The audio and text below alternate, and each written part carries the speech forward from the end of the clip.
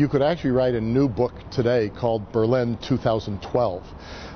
And I think if Berlin 1961 was the high point defining the divisions of Europe, Berlin 2012 would be about whether we can preserve the Europe that's been brought together. And before Berlin 1961, the US and the Soviets were fighting out their problems and their troubles on the stage of Berlin.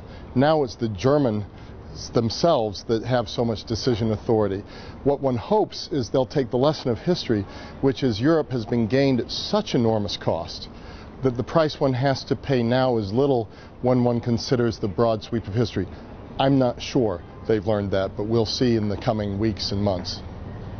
From the American standpoint, it's a less dangerous world. There's less danger of superpower conflict of a nuclear sort, but there's more danger of violence. And it's a more complex world, and it's a harder world to define the democratic world, to rally people around an idea.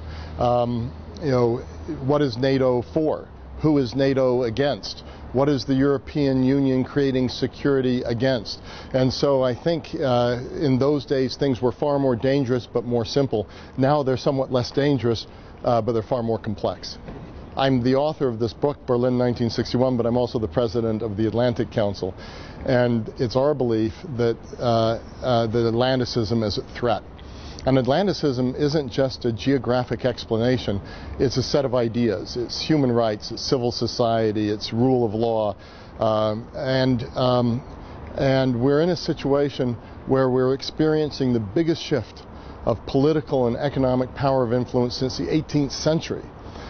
But there's a danger that there could also be a shift in values, a shift against a wider democratization around the world, a shift against free markets, a shift against rule of law. And so our belief is you actually have to bring the free world back together.